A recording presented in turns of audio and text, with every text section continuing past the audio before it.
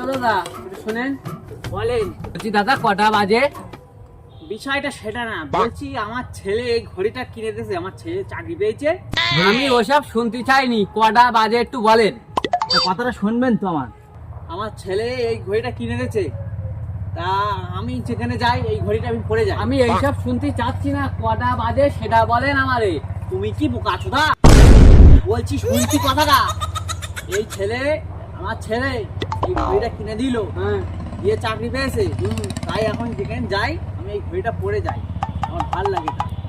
আমি কটা বাজে শুনতে চাইছি, এইসব আমি শুনতে চাচ্ছি না। কেরা বোঝাবে? আমি যদি বাল ঘড়ি দেখতে পারতাম তাহলে কি বল আমি মাথায় এই করতাম? ধুর, তাহলে আমার দাঁড় করালেন কেন? আমি কোথায় আসলাম? দেখতে পারেন, আগে বলবে তো। देखा आपने लापरवाही का नतीजा है।